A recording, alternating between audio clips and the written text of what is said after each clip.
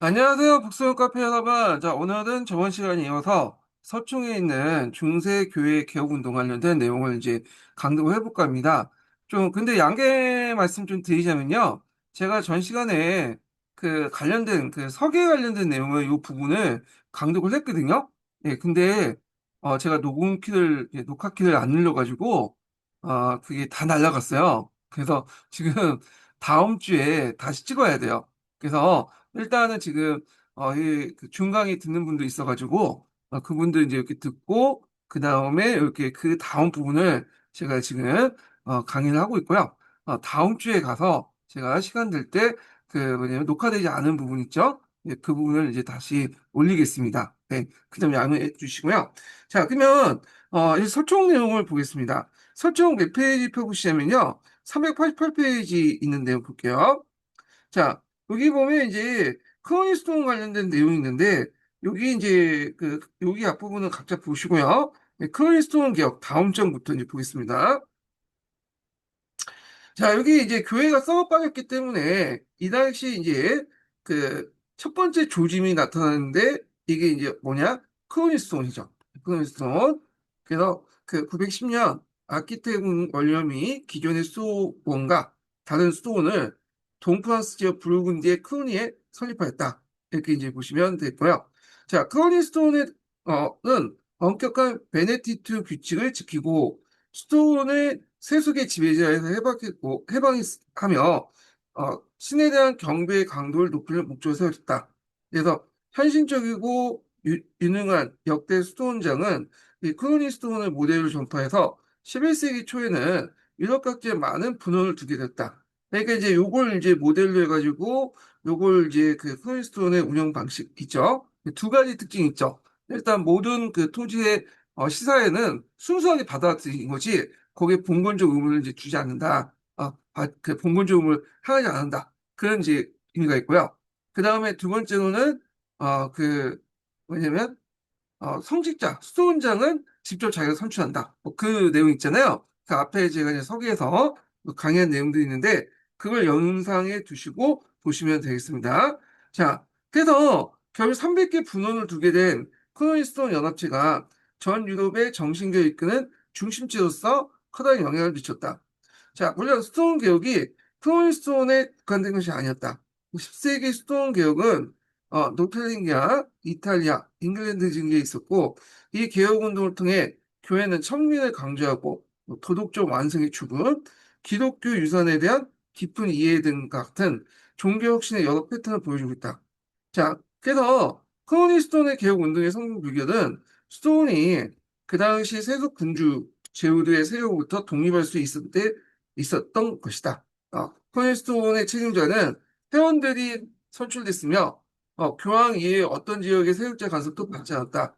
그래서 왕이라도 스톤을 해산시킬 수 없었고, 그 다음에 이제 앞에서 얘기했던 크로니스톤의 토지는 그 당시 봉토가 아니었으므로 봉건책 제후가 몰수할 수 없었다. 그러니까 봉건 제후가 땅을 시사해도 순수한 종교적인 어떤 의도에 따라서 이제 시사하는 거고, 그리고 받는 측에서도 아무런 이제 뭐냐면 조건 없이 그냥 받는 거죠.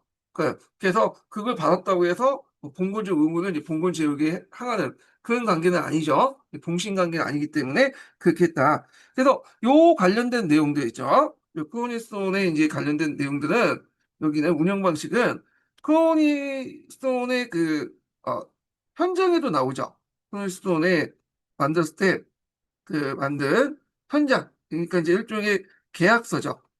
계약서에도 나와 있고 요 관련된 내용을 제가 소개할 때 좀 얘기를 해봤습니다. 자, 그러면 이제 크로니스톤이 개혁운동을 통해 많은 성과가 얻는데 어떤 것을 이제 얻었냐? 우리 보면 첫째로 교환권이 세속군주와 제후의 세력으로 벗어나게 되었고, 둘째는 성직자의 독신 생활이 충실하게 이제 이어졌다는 거. 독신 생활은 여러 번 나다시피 견을 안 하는 거죠. 예, 그런 것들. 셋째로는 모든 수훈 회원들에 대한 교황의 절대권이 수립되었다는 거. 그래서 앞에 제가 이제 서계 얘기할 때 연결돼서 보시면 되겠습니다. 게다가 이제 그 교회 개혁 운동을 통해서 이 교황의 절대권을 수립하는 어떤 계기가 되었죠. 그 다음에 이제 성긴 매매는 폐지되고 세속군주 제후의 서인권의 거부가 되었다. 뭐 이렇게 보시면 되겠습니다. 근데 요거는 뭐 크로니스톤이 갑자기 이제 시작돼갖고 갑자기 이루어진 건 아니고 시작되자마자 이루어진 건 아니고 후에 이제 서인권 투쟁을 통해서 확보된 거죠. 그 뒤에 얘기예요. 이는요. 자, 그 다음에 교환권의 확률을 보겠습니다. 자, 이 크로니스톤에서 이제 혁신운동을 하면서 여기에서 이제 우리가 알고 있는 개혁 그 교황들이 등장하게 되죠. 그래서 개혁 교황 중에 대표적인 사람이 이제 그레고리 7세죠. 예. 그래서 이 사람은 되게 유명하죠. 카노사의 굴과 관련되는. 그래서 이제 이렇게 했기 때문에 그레고리 개혁이라고 한다. 그래서 주로 이제 서인권 남용 그리고 성직매매, 족벌주의 및 파괴 이런 것들 성직자 세속화 등이 개혁 대상이 되었다. 이렇게인데 이 족벌주의라는 것은 원래 이제 성직자들은 결혼을 안 하기 때문에 원칙상 처자식이 없는 게 원칙이잖아요. 근데 실제적으로 처자식이 있어요. 예. 그래서 실제로 이 처자식이 있고 이들을 이제 뭐 조카니 뭐 이렇게 친척이니 이런 식으로 얘기하면서 이제 이렇게 얘기를 하죠. 그리고 이들에게 어떤 자기의 성격 지위나 그다음에 여러 가지 봉투라든지 뭐 이런 게 제사 이런 거는 이런 것들 뭐냐면 넘겨주잖아요. 이런 것들 이제 레프리즘 그러니까 척벌주의라고 이제 하는데 이런 것들이 문제가 됐던 거야. 파괴라는 것은 이제 원래 수도사나 신부들이 갔다가 이제 뭐 때려치면 나가서 이제 세속이 되는 그런 것들을 얘기하는 거고 자 하여튼 이런 서인권 남용이나 성직매매 족벌주의 파괴 등 성직자의 세속화가 개혁 대상이었다. 그래서 교구 성직자 중에 공고연이 처처벌 거느리고 독신생활 비인간적으로 생각하는 성직자가 많았다. 자, 그래서 11세기 이후까지 이와 같은 세속화된 그 패습은 쉽게 개혁되지 못했다. 자, 그런데 이제 크로니스톤 출신 교황들은 이런 이제 성직 성인권들을 세속권에 빼앗으려 했고, 그걸 통해서 이제 뺏으면 나름대로 자기의 도덕성을 좀 확보하려고 했잖아요. 그러니까 당연히 이제 이런 개혁운동을 이제 적극적으로 추진할 수밖에 없는 거죠. 예. 뭐 그래서 이제 이런 것도 있는데, 요거는 나중에 제가 이제 그 전에, 그, 사양사 개론에서 좀 얘기했으니까 그걸 이제 참조해 주시고요. 자, 그 다음에 이제 교황 성추제도의 개선을 보겠습니다. 자, 이거는 이제 제가 서강자하고 서기에서 얘기한 것처럼 그 당시 이제 그 교황 선출에서 추기경단이 모여가지고 이제 그 이렇게 뽑았죠. 콩쿠르 앞에 같은 것들. 그래서 이제 이 포고는 추기경이 교황에 의해서만 임명되는 종신직이라는 점을 비춰볼 때 매우 중요하다.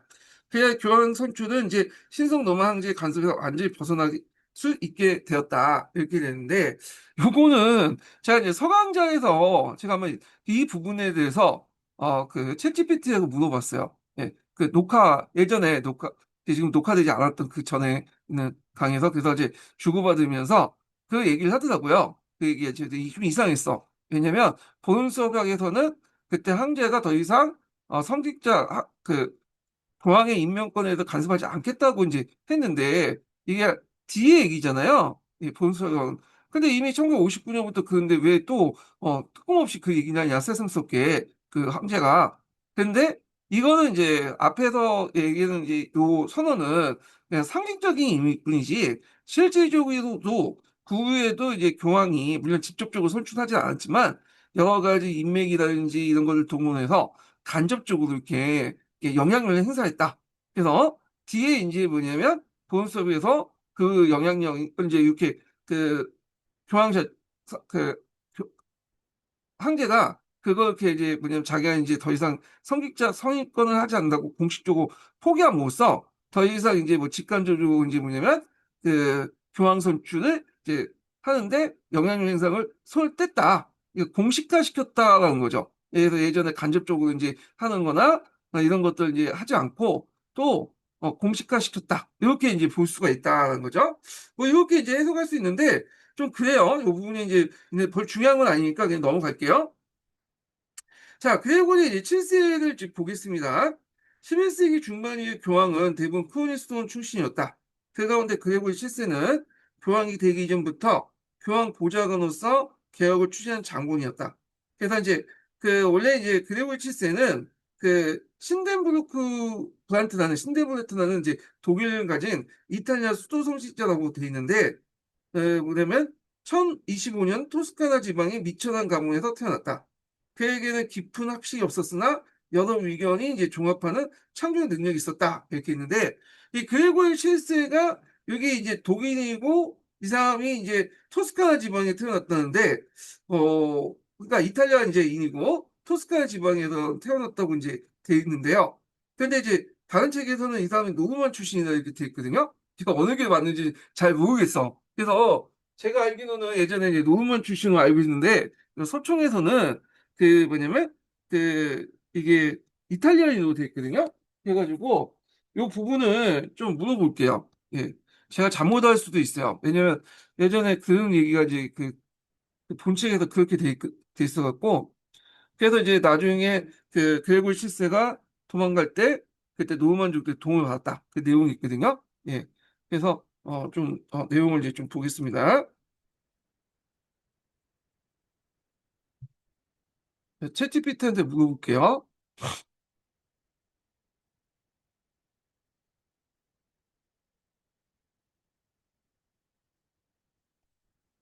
중세 시대 때 교황 중에 그레고리 7세가 있었잖아. 그레고리 7세. 이 사람이 어떤 책에서는 노르만 출신으로 돼 있고 어떤 책에서는 이탈리아인으로 돼 있거든? 어느 게 더 정확한 거야?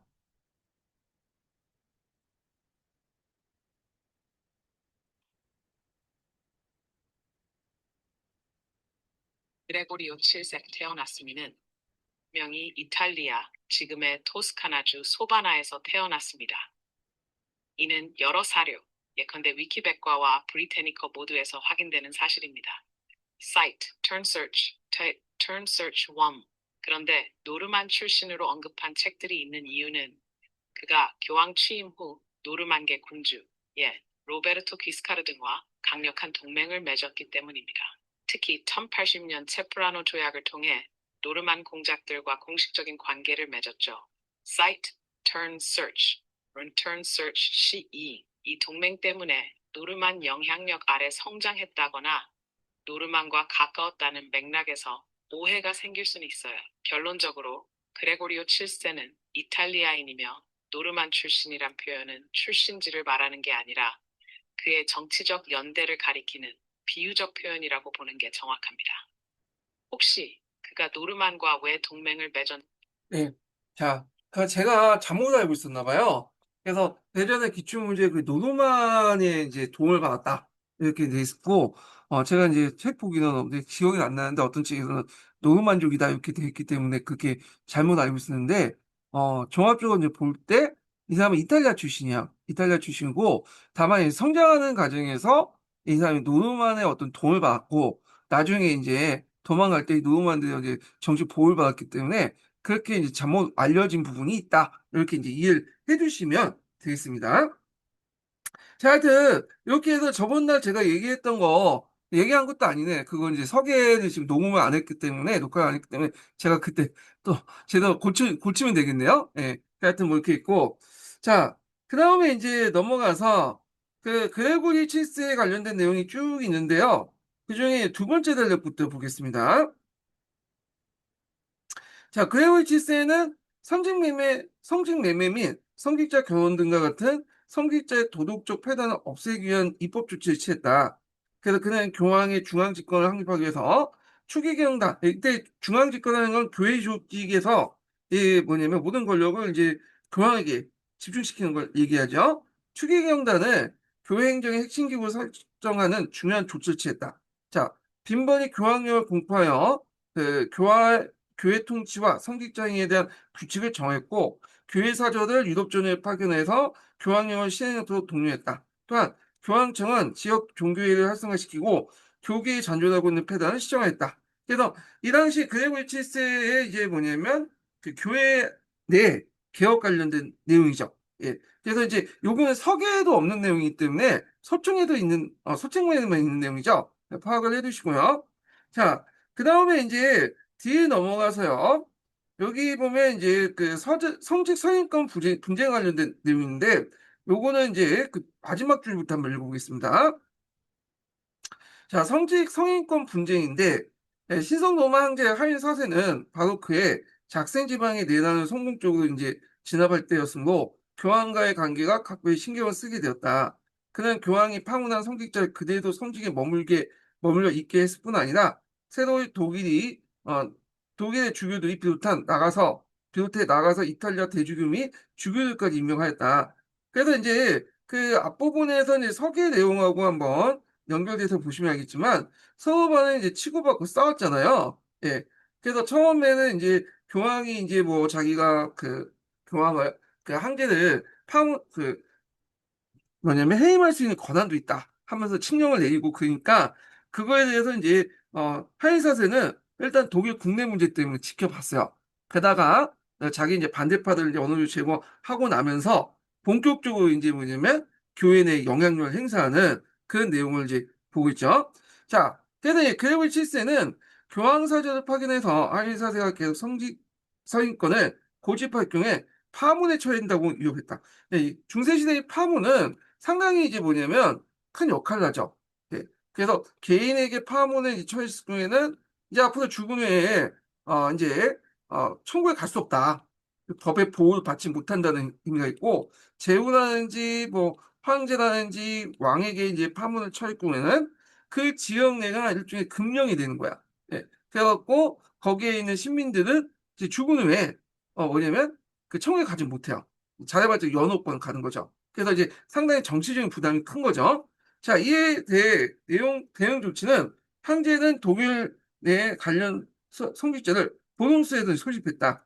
그러더니 황제의 지시에 따라 작성한 매우 공격적인 편지에서 그레고리 칠세를 교황을 인정하지 않으며 따라서 순종할 수 없음을 불명한다.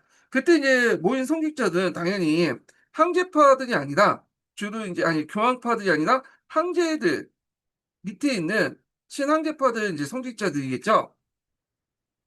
그래서 이제 이때 이제 그레고리 7세는 1076년 황제를 비롯해 독일 내 이제 황제를 지지했던 이 성직자를 다 파문에 처했다. 자, 파문에 대한 독일 내 반응은 하인 사세에 매우 불리했다. 작생 제후가 반란을 일으켰을 뿐만 아니라 겁에 질린 독일 성직자들도 하인 사세를 분노하지 않았다.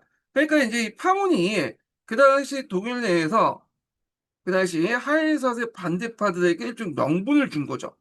그리고 이들이 이제 결집할 수 있는 어떤 것을 계기가 되니까 자 여기에서 판세가 다시 한사세에게 이제 불리지고 또 예전에 이제 뭐냐면 그들을 지했던 뭐 성직자들이나 그런 사람들이 하인이라고 이제 좀 약간 오늘날 식으로 손절을 하기 시작하게 된 거죠. 자 그러다 보니까 하인 사세가 상당히 이제 사면초가에 처해졌던 거예요. 그래서 이제 안 되겠다 해가지고 결국엔 이 상황을 타결을 해야 되잖아요. 그래갖고 이제 뭐냐면 나와서 이제 1077년 1월에 교황을 찾아가 사만해 줄 것을 간청했다. 자, 이때 이제 교황은 세왕제 선출을 주재하기 위해서 독일로 가는 도중에 북이탈리아 토스카나 지방에 왜냐하면 이제 교황이 이제 이 상황은 그레고리 7세가 예전에 얘기를 했죠. 자기가 황제를 뭐냐면 해임할 수 있다.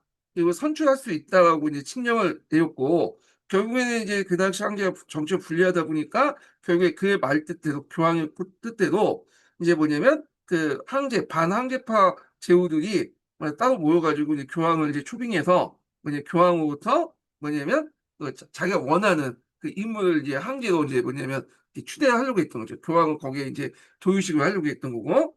자, 그래서 이렇게 하려고 했는데 그때 이제 그레고리 7세가 이제 이렇게 하려고 했는데 결국에는 이제 그 하일 사세가 와서 뭐냐면 징징대는 바람에 결국에는 이제 뭐냐면 교황이 파문에 처하고 그다음에 하일 사세는 파문에 처하자마자 앞에서 말한 것처럼 다시 독일에 가서 자기 반대파들을 이제 다 제거시켜 버렸죠. 예. 그래서 이제 요 상황에 관련된 내용이죠.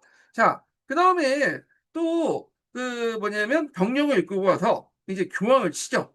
예. 그래서 교황이 이제 그 다음에 로마에서 피나는 도중에 결국에는 죽게 됐다. 그리고 이제 그때 교황을 도와줬던 이때 도망간 교황을 도와줬던 사람이 누구냐?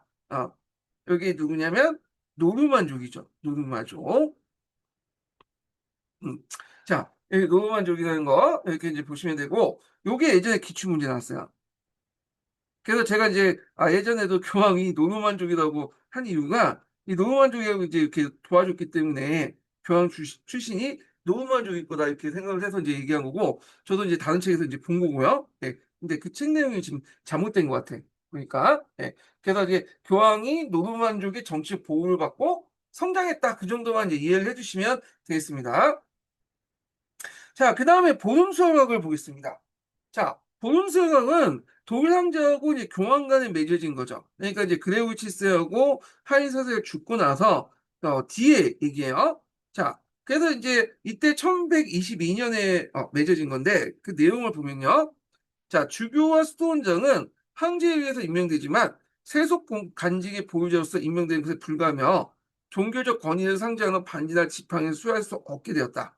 네, 그러니까 이거는 어느 지역의 어느 지역에서 한계 측, 또 다른 지역에서는 교황 측의 특징에 따라 다르게 나타났다. 뭐 되게 어렵게 나오는데, 그러니까 이게 그 서기에 보면 영국과 프랑스도 이제 있고, 그리고 이 영국과 프랑스가 맺어진 이제 뭐냐면 조약을 근거로 해가지고 도움수업약이 이제 독일 황제하고 이제 그 이탈리아 교황까지 맺은 거냐? 근데 이제 요 내용이 뭐냐?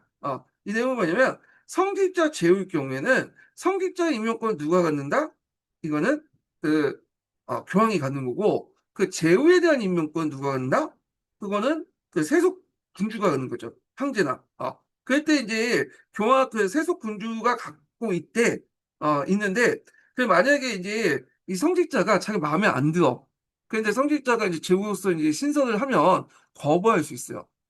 그러면 물론 그 거부하면 이제 어떻게 되면 봉토가 이제 세속군주에 넘어가는 거죠. 그 교회 입장 올 때는 봉토가 있어야지 교회를 유지할 수도 있고 이렇게 재정적 기반이 되다 보니까 당연히 세속군주들의 눈밖에 나 있는 사람들은 당연히 뭐냐면 성직자 처음부터 임명을 안 하겠죠. 예. 그래서 나름대로 영향력을 행사했다. 이렇게 이제 보시면 되고요. 그래서 이때 이제 성직자 제후로서 이제 이렇게 충성 사역을 하고 할 때 우리가 상징적인 의미에서 뭘 주냐면 반지와 지팡이를 줘요. 예. 그래서 이제 뭐 이런 것들 좀 기억을 해주시면 되겠습니다. 반지와 지팡이가 아니라 제가 말 잘못했네요. 거기 이제 세속군주가 아니라 성직자로 임명을 할 때는 이제 교황이나 그 밑에 성직자 상위 이제 그 성직자들 있죠? 이 사람들이 반지와 지팡이를 주는데 만약에 이제 제후로서 이제 성직자 제후가 가고 이제 하면 그때는 예전엔 줬죠. 예. 근데 이제 더 이상 반지와 지팡이를 주지 않아요. 예. 왜냐면 그거는 그 교황이나 그 위에 뭐 추기경이나 좀 높은 사람들이 이제 인사권을 갖고 있는 사람들이 이제 주는 거죠. 예, 이거는 세속 권력이 받는 게 아니라 영적인 권력부터 받는 거죠. 예. 그래서 요 내용이 있다. 이렇게 이제 보시면 되겠습니다. 자, 그 다음에, 이제, 황제파, 교황파 관련된 내용인데, 이 당시 신성노마 황제는 그 당시 항상 이탈리아 문제에 관심이 있었어요. 그러다 보니까, 그 당시 이제 이에 대한 반발로 이제 신성노마 황제와 로마 교황 간에 어떤 다툼이 있었거든요. 그래서 결국에는 이제 그래서 두 개의 정치 세력으로 나눠졌죠. 그래서 요 관련된 내용이 요번에 단테의 신곡 관련된 내용 할 때 나왔거든요. 그냥 볼게요. 자, 황제파 교황파 관련된 내용 보면, 자, 신성로마 제국의 두 개의 커다란 봉건 가문이었던 벨프가와 호헨슈텐파가 대립. 요거는 나중에 좀 얘기할게요. 요거는 나중에 독일 이제 정치사 관련된 내용인데, 하여튼 요거는 자세한 내용은 나중에 얘기하고요. 하여튼, 대립 관계는 제국 정치를 항상 불안정한 상태에 있게 했을 뿐만 아니라 그 방법이 이탈리아까지 확대되었다. 그래서 이탈리아에서는 그날 교황 측에 가담해서 그 당시 이제 이탈리아 지역적인 독립을 주장하는 파당이 생겼다. 그러니까 그 당시에는 이제 독일 어, 황제가 이탈리아를 장악해서 자기 밑으로 집어넣으려고 했잖아요. 근데 이제 이걸 하면 그 당시 이제 북이탈리아 도시들 국가들이죠. 그 당시 이 도시들이 다 이제 황제 밑에 들어가니까 그거에 대해서 반발하는 세력들이 많았고 차라리 그냥 교황청에서 이제 뭐냐면 힘을 잡고 손을 잡고 그냥 황제에 대항하자. 얘네들이 등장하게 돼요. 그래서 이들을 뭐라고 하냐 하면 엘프파라고 해. 엘프파. 구엘프파. 그래서 엘프파 이렇게 이제 얘기하는데 자, 그다음에 여기에 이제 또 황제파가 있죠. 이렇게 교황과 손을 잡고 이탈리아 독립을 유지하려고 하는 사람들. 그러니까 이때 이탈리아 독립이라는 건 각 도시 국가의 지역적 독립을 얘기해요. 차라리 이제 황제의 힘이 강하니까 거기에 이제 손을 잡고 하는 게 낫지 않냐. 이렇게 이제 등장하는 색들이 또 이탈리아 국내에 있겠죠. 우리는 매국노라는 색들. 이걸 기베린파라고 해요. 기베린파. 자, 그래서 이제 얘네들이 이제 이렇게 하는데, 자, 그래서 결국에는 어떻게 했냐? 요거는 뭐, 이렇게 하면, 결국에는 나중에는 제가 이제 그 나중에 좀 얘기할 텐데 여기에서 이제 결과만 좀 얘기할게요. 요 엘프파가 승리하게 돼요. 그래서 이제 그 엘프파가 그 9엘프파가 이제 승리하면서 이렇게 이제 하는데 또 그 9엘프 안에서 또 두 개 파로 나눠져. 요 부분은 나중에 14세기 때 르네상스 할 때 좀 얘기할게요. 예, 요거는 자 이렇게만 알아둬요. 그래서 교황파는 9엘프파, 그 다음에 기베르파, 황제파는 이렇게 두 개 나누고 결국엔 9엘프파가 승리하지만 거기에서 이제 두 개 파로 또 나눠진다. 그래서 이제 요거는 14세기 이후의 내용이에요. 요거는 나중에 좀 얘기하겠습니다. 자, 그래서 이런 식으로 해서 이제 한번 이렇게 이제 강조를 해봤고요. 그러면 서계 내용을 이제 좀 보겠습니다. 서계 이제 몇 페이지 펴보시냐면요. 여기 198페이지 보세요. 제가 이제 도중에 앞에서 얘기한 것처럼 저기 이제 제가 사회권 문제에 관련된 내용이나 이런 내용도 있죠. 이게 수도원 제도인가? 그래서 요 부분들이 제가 지금 건너뛰고 얘기를 한 것처럼 얘기하지만 그 앞부분에서 촬영했는데 제가 녹음키를 녹화를 하지 못했기 때문에 지금 올리지 못한 상태에서 지금 곧바로 넘어가서 하는 거예요. 그래서 그 전에 있었던 석에 관련된 내용을 나중에 올라온 그 다음 주에 올라온 그 녹화본 보고 봐주시면 될 것 같아요. 그래서 성 연결시켜서 봐주시면 될 것 같고요. 자, 그러면 이제 에스파냐 시칠리아 왕국을 좀 보겠습니다. 자, 이슬람에 대한 기독교 세계의 반격은 먼저 이베리아 반도의 에스파냐부터 시작됐다. 그래서 이슬람의 이베리아 반도 정복은 완전한 것이 아니었다. 그래서 이제 그 이베리아 반도를 정복할 때 그 당시 이제 이쪽 기독교 세력들이 피레네 성벽의 그 북쪽으로 몰려 있었거든요. 부근에. 그러니까 여기 치기도 어려웠고 굳이 여기 잔존 세력들 해봤자 그렇게 그 필요도 없고 어차피 이 프랑크 왕국이 있으니까 여기 어, 뭐냐 완충지대 역할을 할까 생각해갖고 내버려뒀어. 근데 이게 큰 패착이었죠. 자, 이들이 이제 점점 이제 뭐냐면 힘을 키우게 되는데 이때 이제 그 힘을 키우는 내용을 좀 보겠습니다. 자, 그래서 이제 그들의 침입 때 서구투족 일부는 반도의 북서 지역으로 후퇴하여 나라를 세우고 11세기 초에 그것이 레온, 카스티아 두 나라로 나눠졌다. 그 동쪽의 페르 남부 벽돌이에 때는 전투에 따라서 사르마니아가 예전에 말하는 그 에스파냐 변경령이 설치되어 있었는데 그 서부가 9세기 말에 독립하여 그 당시 나바르 왕국이었고 거기에 이제 포함되어 있는 바스크인들이 땅인들이 다시 독립해서 아르코 왕국을 세웠다. 그래서 나바르 그다음에 뭐 아르고, 레온, 카스티아 이런 이제 산맥들이 그 국가들이 피레네 산맥을 이제 중심으로 이제 뭐냐면 옹기종기 있었던 거죠.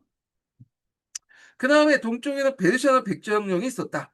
그래서 11세기 중에 에스파냐에는 레온, 카스티아, 나바르, 그 다음에 아라곤, 그 다음 바르샤나가 기독교 국가가 있었다. 자, 유럽에서 새로운 이제 활기와 팽창의 기운이 팽배했던 11세기 전반에 코르도바, 이 코르도바 위치 좀 알아두세요. 이 코르도바는 그 당시에 이제 그 이베리아 반도에서 어떤 정치적인 어떤 중심지 역할을 했죠.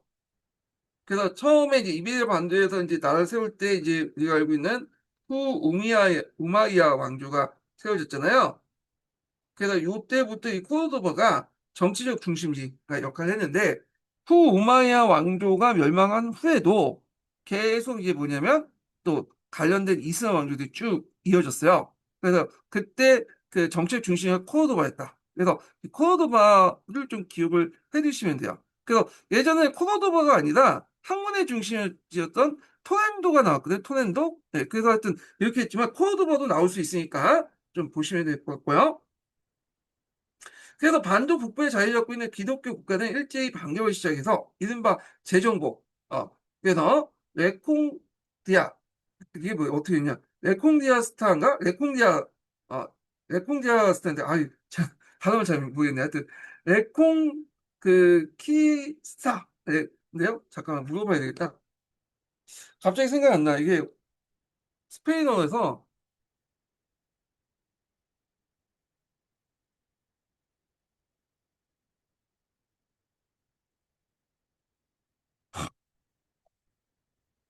11세기 때 그 이베리아 반도에 있었던 기독교인들이 이베리아 반도에 있는 이슬람교를 몰아내는 것을 재정복 운동이라고 하잖아. 이게 재정복 운동을 이제 스페인어로 뭐라고 해? 좋은 질문이야. 그 재정복 운동은 스페인어로 reconquista라고 해. 직역하면 다시 정복하기라는 뜻이야. 이 아, 단어는 스페인어에서 네. 왔지만 그대로 국제적으로도 많이 쓰여. 혹시 이 reconquista의 역사적 배경이나 과정에 대해서도 더 궁금해? 예, 아닌데? 그러면요? 예. 아, 레콘키스타. 예, 레콘키스타. 예. 그래서 이제 스페인어로 레콘키스타라고 해요. 레콘키스타. 예. 그래서 이렇게 있고, 자, 그래서 이제 에스파냐 국민적 영웅이었던 시드가 용맹을 이제 날린 것도 바로 이제 11세기 후반 제정복 초기의 일이다. 예, 카스티아는 토렌도를 이제 점령하고, 이 토렌도와 관련된 내용이 예전에 기초문에 나왔죠. 그 지도 문제와 함께.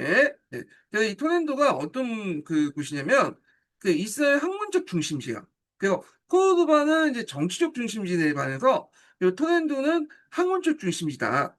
그래서 이제 여기에 이제 주로 유대인들이 이제 뭐냐면 많이 있었거든요. 원래 이베리아 반도에 유대인들이 많이 살고 있었어요. 그래서 이들이 이제 뭐 여러 가지 학문적, 경제적인 어떤 큰 역할을 했었고, 그 다음에 그 앞에 재정복 운동 있죠? 이 재정복 운동 하는 과정에서 많은 금전적 지원을 이 기독교인들에게 해줬거든요. 예. 그리고 또 유대인들이 학문적 역할을 뭘 했냐? 보통 이제 이슬람이 문화가 그 당시 유럽 문화보다 훨씬 더 앞서 있었잖아요. 그래서 그 많은 그 아랍어로 된 서적들을 유대인들이 번역을 했어요. 네, 그래서 뭐냐면 서양인들에게 소개시켜주는 역할을 했다. 이렇게 이제 보시면 되겠고, 이 토렌도에는 이 유대인 학자들이 상당히 많고, 여기를 통해서 그 당시 이슬람의 어떤 의학이라든지 철학이라든지 이런 것들이 유럽에 많이 이제 뭐냐면 소개를 시켜줬다, 전파시켰다 이렇게 보시면 돼요. 그 중에 이제 토렌도에서 이제 그 유럽으로 건너간 게 뭐냐면 아리스토텔레스 철학이죠. 예전에 시험 문제 나온 것처럼 원래 아리스토텔레스 철학은 그리스 철학이잖아요. 근데 이게 이제 뭐냐면 그리스보다는 구에는 주로 중동 지역에서 주로 많이 연구돼 가지고 다시 요 토렌토를 통해서 유대인 학자들의 어떤 번역을 통해서 다시 이제 뭐냐면 서유로 이렇게 역수출되죠. 그리고 이게 나중에 어디에 영향을 주냐면 스콜라 철학을 형성하는 데 큰 영향을 줬다. 이렇게 이제 보시면 되겠습니다. 자, 그래서 이제 이렇게 보시면 되고요. 그다음 아라고는 상하고산을 점령하고 바르셀로나를 합병해서 그 영토가 크게 확대시켰다. 자, 이때 이제 12세기 때는 또 포르투갈 왕국이 탄생되고 그 중엽에는 리스본을 점령했다. 그 후에 이슬람의 공격으로 한때 후퇴한이 있었으나 기독교 국가들은 계속 이슬람을 압박해 13세기 전반에 카스티아, 코르도바, 세비야를 이제 점령하고 그 아라곤 또한 마조르카와 미도노카 그 다음에 바렌시아 등을 정복해서 그 나중에는 이슬람 그 국가가 유일하게 남은 게 그레나다야. 그래서 이제 그레나다가 이제 여기 있는데 여기는 안 나있네. 여기 저쪽에 있는 이런 데를 점령했어요. 여기만 남았어요. 그래서 그레나다 왕국이 있다가 결국에는 그 뭐냐면 나중에는 완전히 에스파냐에게 정복을 당하죠. 예. 그래서 그 당시에 이슬람 왕조가 이렇게 쉽게 무너진 이유가 뭐냐면 얘네들이 단합을 못하고 여러 그 뭐냐면 제후국들 그로 나눠졌던 칼리프국으로 나눠져 갖고 단합을 못했어. 예, 그렇기 때문에 각계격파를 당했다. 이렇게 보시면 되겠습니다. 그래서 중세 에스파냐 제도는 동일하지 않았다. 그래서 바르샤나의 경우 당연한 얘기도 하지만 프랑스식 봉건제도 발전했고 바르샤나는 여러분도 알다시피 이제 프랑스와 가까웠잖아요. 피레네산맥 좀 넘으면 곧바로 프랑스죠. 프랑스의 영향을 많이 받았던 곳이고 아라곤의 경우에 약간의 차이가 있으나 이해 유사했다. 그리고 이제 카스티아, 레온, 그리고 포르투갈은 봉건제도를 발달하지 못했다.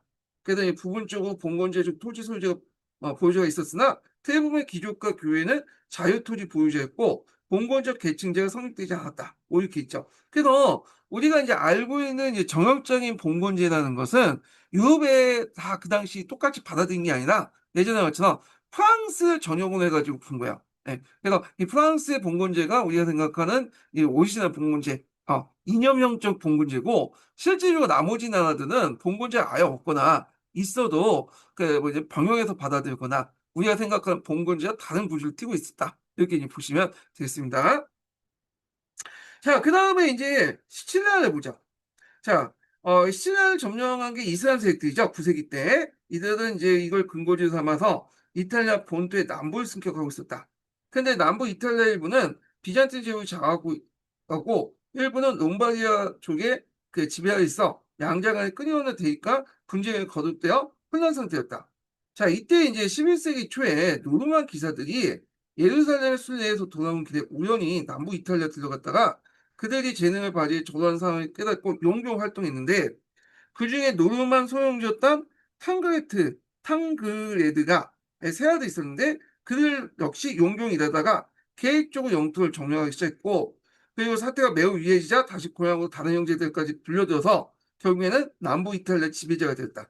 그리하여 노르트 기스카드는 교황부터 남부의 아폴리아와 그 다음에 카라우리아 봉으로 봉해졌고 동생 로즈는 시켜서 시칠리아 정부를 나섰다. 그래서 로버트는 남부의 비잔틴을 완전히 해소하고 원래 이 비잔틴 땅이었다고 했죠. 그러다가 이제 로즈는 11세기 시칠리아를 정복했어요. 그래서 요 노르만 계통의 이제 얘들이 주로 이렇게 이탈리아 남부 지역과 시칠리아 지역을 장악했다. 이렇게 보시면 되겠습니다. 그래서 로즈의 아들 이제 로즈 2세는 12세기 초 시칠리아 백이 되었고 다시 로버트가 손자가 사망했을 때 아폴리안 공령을 접수했고 3년에 그는 교황에게 신종하는 대신에 시칠리아 왕의 칭을 받고 그러면서 두 시칠리아 왕국이 탄생되었다. 이렇게 이제 보시면 돼요. 그래서 이제 원래는 남이탈리아 지역에 이제 노르만 계통의 왕조가 있었고 그 다음에 시칠리아 지역에 그 노르만 계통의 왕조가 있었는데 둘이 이제 뭐 해가지고 일궁저국 해갖고 이제 결국에는 양시치아 왕국 통합됐다. 예, 이게 뭐냐 동국연합이라고 이제 볼 수가 있겠죠. 예, 뭐 이렇게 있고 자 로즈 2세는 매우 현명한 지배자였다. 왕국을 강력한 중앙 집권으로 만들었고 그 지배하에 여러 민족이 포함되어 있었기 때문에 노르만의 봉건적 간섭, 노르만법, 이슬람의 간섭을 지역에 따라 절차하게 적용해 통치했다. 자, 봉건제와 기사는 정규적인 봉건적 계층제에 따라 조직됐고 국왕은 교황의 봉신으로서 또 이교도로부터 시치아 탈환 위세로 왕국의 성직자에 대해서 완전 통제권을 장악했다. 이렇게 이제 보시면 되고요. 이런 시칠리아 왕국도 결국엔 11세기 말에 그 교혼인 관계를 통해서 독일 왕권과 결합하게 돼요. 네. 그래갖고 이제 나중에 이제 프레드 2세는 그렇게 해서 시칠리아 왕으로서 독일 황제가 되기도 했거든요. 그래갖고 이제 이렇게 했는데 그 당시에는 중세 유럽의 그 봉건 제후들이 서로 혼테크를 하죠. 예. 그래서 이렇게 가문이 중축되어 있어갖고요. 이런 식으로 해서 영지를 병합하고 통합하고 그렇게 해요. 그래서 이거 혼테크를 잘한 그 왕조가 그 합스부르크가죠. 합스부르크가 이걸 잘 해가지고 그냥 5세 조그만 이제 가문에서 성장해서 결국에 독일의 이제 황제단을 이제 움켜쥐게 되잖아요. 예. 그래서 이제 이런 것도 이제 같이 기억을 해두시면 되겠습니다.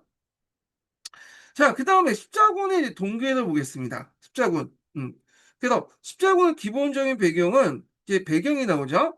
10세기부터 11세기에 거쳐서 유럽사회 전반적인 안정, 이로 인해서 농업 생산의 발전과 인구의 증가 등으로 이제 뭐냐면 축적된 유럽의 이제 새로운 활기와 에너지였다.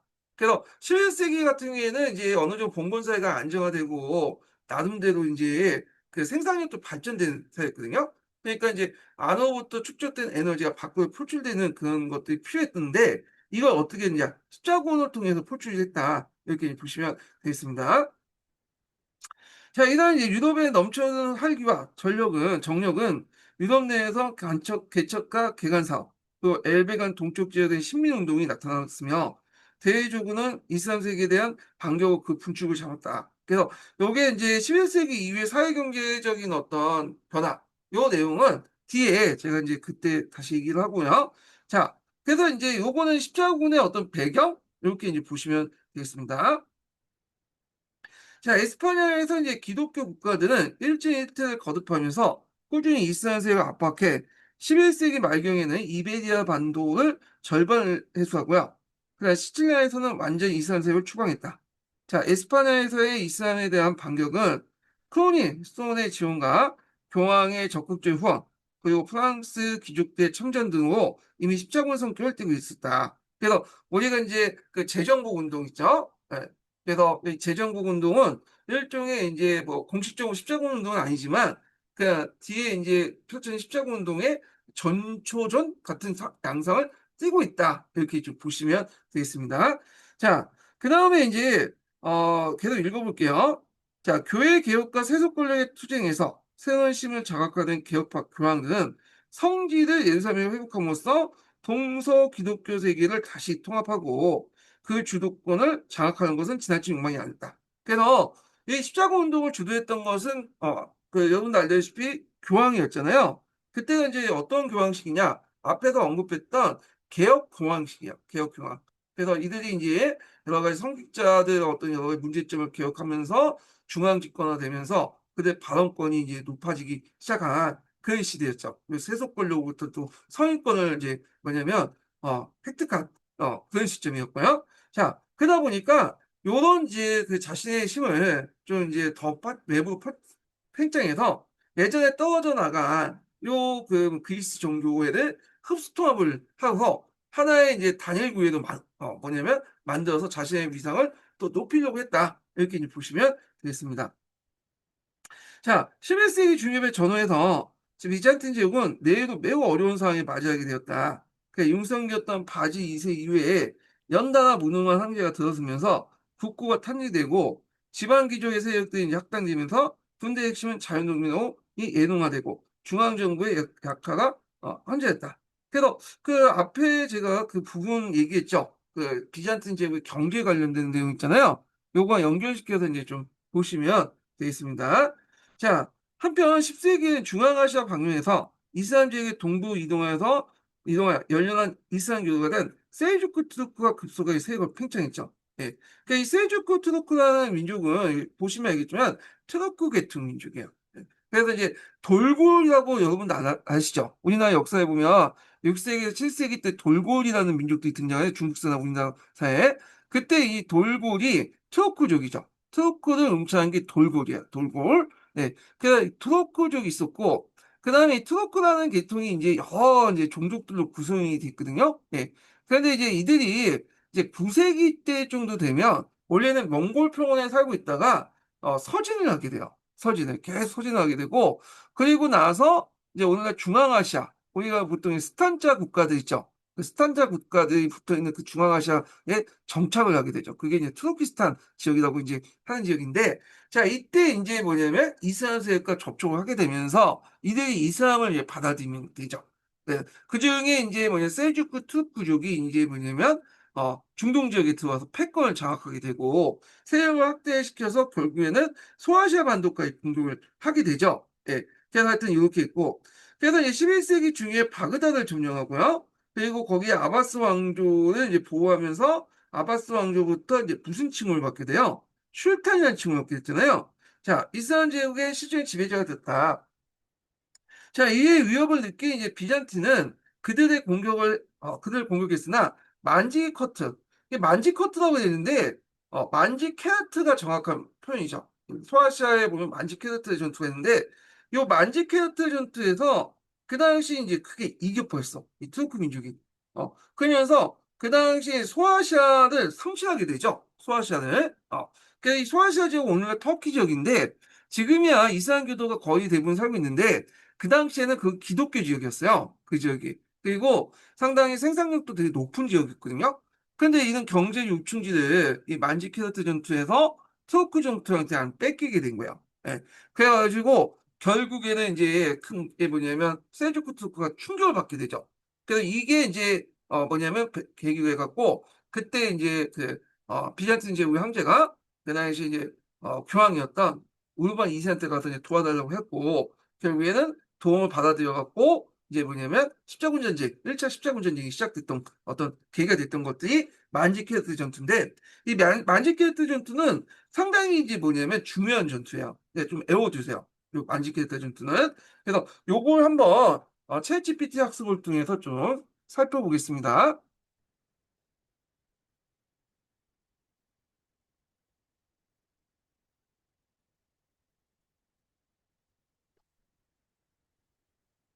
만지케르트 전투에 대해서 좀 알려줘. 좋아, 만지케르트 전투 이야기를 해볼게. 먼저 큰 그림부터 잡아볼게. 만지케르트 전투는 서기 1071년 동로마티움 제국과 셀주크 티르크가 지금의 터키 동부에서 맞붙은 중요한 전투야. 이 전투는 단순히 한 번의 승패를 넘어 중세 유럽과 중동의 권력 지형을 완전히 뒤흔들어 놓았어. 비유를 들자면 견고하게 쌓아 올린 도미노 탑의 아랫돌을 셀주크가 살짝 건드렸는데 그것 때문에 유럽 전체의 도미노가 무너져 내린 셈이지. 좀 더 기술적으로 보면 이 전투는 동로마 제국의 군사 구조와 정치 구조가 이미 심각하게 약화된 상황에서 일어났어. 황제 로마노스 4세 디오게네스는 셀주크의 압박을 막기 위해 동방으로 진군했는데 그의 군대는 다양한 용병과 지방군들로 이루어져 있어서 결속력이 약했어. 반면 셀주크의 술탄 알프 아르슬란은 기동성이 뛰어난 기마공수, 말 타고 활 쏘는 군대를 주력으로 한 유목 전술을 구사했지.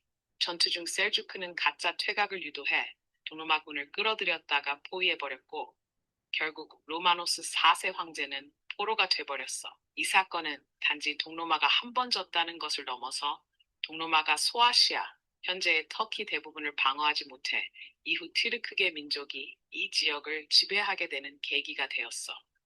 훗날 십자군 전쟁이 일어난 원인의 하나로도 이어지고 이제 너가 어느 정도 역사나 군사 전술에 익숙한지 알고 싶어. 동로마의 테마 행정제도, 셀주크의 기마공수 전술, 그리고 십자군의 직접적인 원인에 대해 얼마나 알고 있어? 각각에 대해 짧게라도 설명해 줄 수 있어? 아니면 내가 하나하나 더 네, 그 정도 이렇게 이제 보겠습니다. 다시 읽어볼게요. 자, 하여튼 이 만지케르트 전투에서 이제 패하고 나서 투르크족은 소아시아를 점령하고 니케아를 이제 수도화해서 새로운 이슬람 국가를 건설했다. 자, 여기에서 좀 눈여볼 게 뭐냐면 요 소아시아반도의 니케아의 수도를 이제 정한 것은 우리가 아는 셀주크 투르크의 본국을 얘기하는 게 아니야. 셀주크 투르크에 보면 그 밑에 여러 제후들이 있거든요. 에미르라고 하는. 그 에미르의 한 족이었던 이제 뭐냐면 사역이 이제 세운 거야. 그러니까 룸셀주크 투르크라고 해. 룸셀 소아시아 반도에 있는 국가죠. 그래서 셀주크 투르크를 일종의 종주국하는 일종 제후국이다. 이렇게 보시면 되겠습니다. 자, 그래서 소아시아는 비잔틴 제국 중에 이제 경제적으로 가장 부유할 뿐만 아니라 또한 병력의 원천이기도 했기 때문에 그의 손실이 매우 타격이 컸다. 바로 코앞에 사나운 적을 대하게 된 것이다. 자, 그리하여 비잔틴의 부흥에 다짐하고 제후는 콤네누스 이제 발음하기도 어렵네. 콤네누스 이제 왕조의 알렉시우스 1세는 교황 우르반 2세에게 투르크족에 대항할 지원을 요청했다. 자, 이때 이제 교회 개혁의 지도자였던 그레고리 7세 후기자인 우르반 2세는 그 당시 시리아와 팔레스타인의 투르크족을 공격하여 성진 이교도를 탄압하고 비잔틴 교회를 로마 교회 통합한 조의 기회라고 생각했다. 그래서 이제 왜 우르반 2세가 이제 십자군 전쟁에 응했나 그 내용이 나와 있죠. 두 가지 이유가 있죠. 하나가 이제 뭐냐면 성지도부터 이교도에 탄압하고 그 다음에 비잔틴 교회를 로마 교회로 통합을 하려고 이렇게 이제 했던 거죠. 자, 그해 1995년 11월에 프랑스의 크레논 공예, 요거 예전에 기출문에 나왔어요. 크레논 공예, 우르반 2세가 했던 크레논 공예에 관련된 내용이 예전에 시험문에 나왔거든요. 그래서 요거 좀 파악을 해두시고요. 그래서 이제 이렇게 있고, 요게 이제 그 교과서에도 나와요. 교황 오르반 2세 뭐 십자군 호소문이 해갖고 나오는데 잠깐 읽어보고 좀 넘어가겠습니다. 276.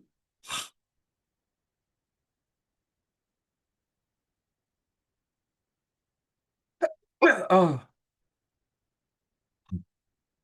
자, 요게 있거든요. 요거 이제 교과서에 나오고 기초에 나왔던 건데, 자, 이거 한번 읽어볼게요. 그대들은 동방에 거주하고 있는 그대들의 동포를 돕기 위해서 서둘려 한다. 그들은 그대들의 도움을 필요하며 또 자주 도움을 청해왔습니다. 트로크족과 페르시아인들은 그들을 공격했으며 멀지 않아 로마 영내를 진격해 것입니다.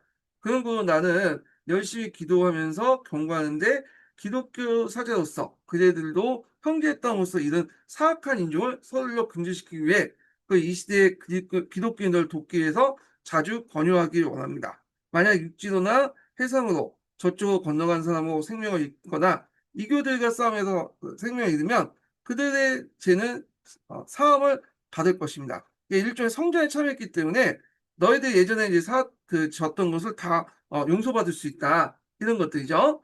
자, 그래서 이제 요 내용이고요. 그래서 성지 회복을 목적으로 이제 했다. 원래는 이제 그 목적 자체가 이제 뭐냐면 성지 회복을 내걸었던 것도 이거 뭐냐 성지 회복은 예루살렘이잖아요. 예. 그걸 왜 내걸었냐면 그냥 단순히 동로마 제국을 돕자고 호소하면 이 사람들이 왜 남의 나라 문제에 간섭을 하냐. 어차피 우리는 알 바 모른다, 알 바 없다 이렇게 나올 수 있으니까 성지를 회복하자. 그래야지 뭐냐면 할 수 있다. 그래서 성지 회복을 내는 거. 그 성지 회복을 내서야지 많은 사람들 끌어들일 수 있잖아요. 그래서 그 하면서 겸사겸사 동로마 제국도 도와주자. 그런 논지예요. 여기는 안 나와있지만 그런 논지에서 이제 했다. 이렇게 이제 보시면 되겠습니다. 자, 그러면 이제 내용을 좀 볼게요. 자, 그래서 이제 이때 이제 오두마 2세가 이제 십자군을 제청했고, 이때 우리가 알고 있는 이제 1차 십자군 전쟁이 일어났죠. 예. 그래서 이제 있고, 교황은 이스라엘 승리는 기독교의 세계에 불명예이며, 유럽의 귀족들은 그들의 상호간의 투쟁을 종식시키고, 그들의 카드를 신앙을 돌려 동방교회를 돕고, 성지를 회복해야 된다고 설교했다. 그는 또한 동방세계 부유함과 순례자에 대한 박해, 그러니까 이제 그 당시에 셀주크 투르크가 성지 순례를 방해한 것도 있었어요. 예, 그런 것들을 이제 강조하고 이스라엘에 대한 싸움은 성전이며 이 전쟁에서 전사한 자는 모두 천국에서 그 보상을 받을 것이라 열변을 토했다. 강력한 참석자는 이구동성으로 하나님이 이를 원하신다 하고 호응했다. 자, 우르반 2세는 프랑스를 순회하면서 십자군 전쟁을 제청했고 많은 열성적인 선교사들은 여러 곳에 다니면서 성전에 참가할 걸 권유했다. 그러면서 결국에는 전 유럽이 결기를 하게 됐다. 물론 이제 명목상 이게 성전을 내세웠지만 그리고 그중에 일부는 진짜 성전이라는 생각으로 참여한 사람도 있었겠죠. 근데 실질적으로는 이제 그것 외에도 이게 여러 가지 목적으로 십자군에 뭐냐면 참여를 했죠. 이게 현실적인 원인이 이제 성전 외에도 여러 가지 있었는데 그걸 이제 살펴보면요. 일단은 앞에서 얘기한 교황 입장 때는 분열된 동서교회를 통합해서 교황권의 신장을 얻기 위한 기회를 삼으려고 했고, 그다음 국왕 입장 영토 확장을 위한 국왕권의 강화, 제후기사들은 공권사회의 발달에 따른 대외 발전의 시구 및 영지 확보, 그다음에 물적 자원 확보 및 요구 이런 것도 있었고요. 상인들은 이제 동방부역을 통해 경제 이익을 획득하려고 했죠. 특히 이제 그 콘스탄티노플이 그 당시 동방부역을 이제 장악을 하고 있었잖아요. 그러다 보니까 이때 이탈리아 상인들은 콘스탄티노플 대신에 뭔가 자신이 지중해 패권을 장악해서 동방부역을 하려고 했던 거야. 그런 것들이 이제 어디에서 포출되냐면 4차 십자군 전쟁에서 포출돼 나가죠. 자, 상인들은 동방부역을 통해 경제적 이익 확대, 이런 것들 좀 파악을 해요. 이때 상인들, 이탈리아 상인들을 얘기하고, 자, 농노드는 신분상의 자유 및 부채 말소, 새로운 일자리 확보와 각종 부역에 번화할 수 있는 계기가 될 거야. 그래서 거의 한 그 뭐냐면 200년에 거쳐서 7번 또는 8번 정도, 저기 서강대에 8번 됐는데 하여튼 8번 정도로 했다. 그렇지만 한 1회만 성공했고, 그러니까 1회가 성공했다는 것은 이제 성지를 회복해서 예루살렘 왕국을 수입했다는 거죠. 근데 이제 이런 것들이 4차 십자군 전쟁을 하면서 점점 세속적 목적으로 이제 드러나게 되고 결국에 오히려 콘스탄티노플을 점령하게 되죠. 그리고 거기에 라틴 제국을 뭐냐면 건설하게 되잖아요. 요게 이제 시험에 나왔어요. 그래서 공부하실 때는 8번의 원정 중에 1차, 4차 요걸 이제 좀 기억을 해두시면 돼요. 그래서 1차는 예루살렘 왕국, 2차는 라틴 제국. 예, 둘 다 정치 제재는 봉건 체제. 왜냐하면 이제 보고 배운 거뭐 이것밖에 없잖아요. 봉건제도. 그러니까 봉건제도를 이식시켜뒀다. 이렇게 이제 보시면 되고 예전에 라틴 제국에 대해서 그냥 간단히 물어본 적 있고 그 다음에 또 예루살렘 왕국에 대해서 이제 물어본 적이 있어요. 이거 아주 심층적으로. 요건 따로 이제 정리해갖고 이제 보겠습니다. 자, 그러면 이제 1차 십자군 전쟁을 보겠습니다. 자, 이때 우르반 2세는 가장 우수한 기사들로는 십자군을 구성할 생각이었으나 자발적으로 농촌에 순회한 선교사들은 별로 그러한 고려를 하지 않았다. 그래서 이때 이제 은자 피터라는 사람, 또 피에도라는 사람이 뭐 설교를 하면서 사람들 끌고 모았나 봐요. 그러다 보니까 이제 뭐 무일품의 기사들, 농민들, 여러 가지 뭐 하여튼 사람들이 모여가지고 그 군대를 익혀서 이제 1차 십자군 전쟁을 하기 전에 한번 이제 간 거죠. 그러니까 이제 뭐 교황이 허가를 받고 간 것도 아니고 자기들이 자연스럽게 모아가지고 이제 무리를 이끌고 그 당시 은자 피터의 피에르의 뭐냐면 선동에 간 건데 이들이 이제 와가지고 이제 뭐냐면 그 소아시아 반도 그러니까 처음에 콘스탄티노플에 갔더니 그 콘스탄티노플에서 이 사람들이 그냥 괜히 있다가는 뭐 난동 부릴 수 있으니까 배를 이제 주면서 이제 먹을 거 챙겨주면서 빨리 저기 셀주크 투르크로 가서 싸워라 하면서 이제 건너줬죠.